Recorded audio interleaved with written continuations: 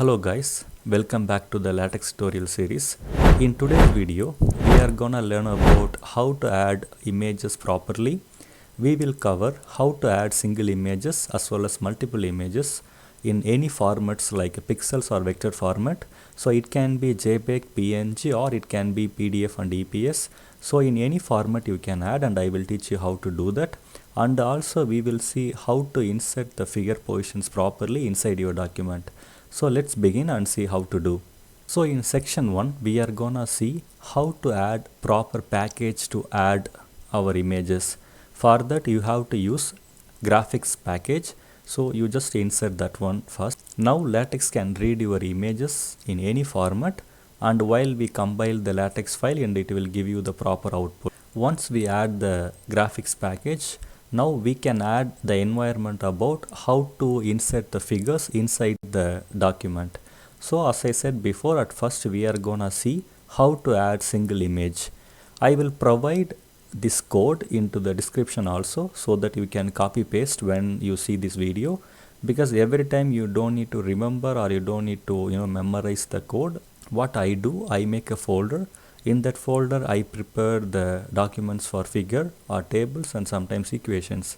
So whenever I need, I just copy paste, because we have a situations where we use single image and sometimes multiple image, but I always go for a single image option, and I will tell you how you can do that in the bonus tip. So let's see how to add single image at first. So now you can see we added one image and it works fine, and in this code we can provide the image name, and we can provide its caption, and we can provide its citation label, so that we can cite these images inside our document. And now it works. And let's go to the section 3, and here we will do how to add multiple images. When you are going to place the multiple images side by side, there is a two environment we usually use. Either we use subfigure option or sometimes we use subcaption option. So some like for example, if you download document from any journal package, they use subfigure option, but some journal they might use subcaption option. So you have to read commands properly, then you have to choose.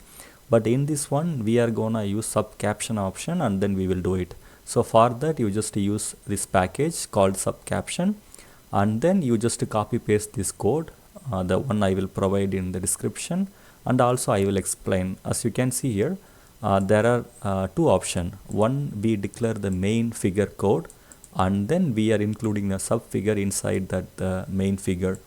So now you can see we are adding code for image 1 and image 2, and we will do the same thing for the 4 images also. Now we are gonna add 4 images. Now just copy paste these 2 lines of code and just add fill option in the middle, and I will explain why. Because once we add the figure number 2, and we have to place the third figure after that figure. When we use that fill option, it will horizontally fill the gap and it will move to the next line. So the third figure will be placed after the second figure in the second line. Now we will get figure 1, 2, 3, 4 subsequently. That's what it does. So you don't need to confuse about that one. And example, now we saw JPEG, which is pixel format. And if you have some images based on the vector like a PDF or EPS, just you have to change the format of image. Let's see how it works. And as you can see here, it works fine. So this code also you can use in case if you prepare any illustration in the vector format. And also here we are gonna see how to place our figure positions properly. We have 4 main commands in the bracket. The first one is called h. H means here. T means top of the page. P means bottom, and P means separate page for floats. And when you put the imaginary mark, that means the LaTeX will choose where to place the figure based on the places available. So if you want to place it here or top or the bottom, but adjust based on its location, then you can use the imaginary mark. Now we are gonna see section 6, which is very important. When you are placing the figure inside your document, you have to cite them or you have to refer them to your text. For that you have to use the reference command, and also here you have to remember that the LaTeX will automatically number your figure based on the places.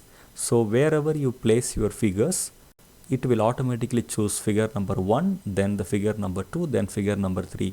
So you have to make sure that where you want to place the figure and how the arrangement should be. Based on that only the captions will work. And here as a bonus tip, I will give you how to highlight the figure, the citation in color. For that we are gonna use hyperlink.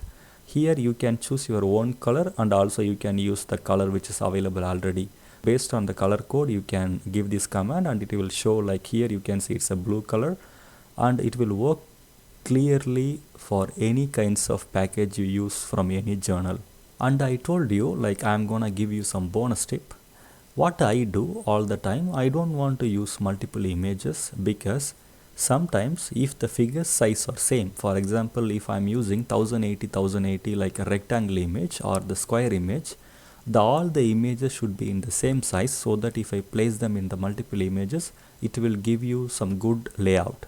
But if the image sizes are different, when you place them next to each other with the same scale, it will give some improper look. I don't want to see that one. So I always what do, I open a PowerPoint or Illustrator, I arrange the figures and I label them, and then I just save them as a single figure and then I use it inside my LaTeX document.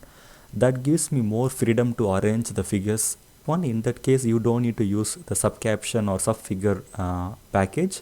You can just simply use the single image and you just input your caption and your subfigure caption also inside the main caption, and it gives some good look. So try to use the single image rather than using multiple images and calling them inside your LaTeX document and try to adjust with a different size and it gives no alignment properly.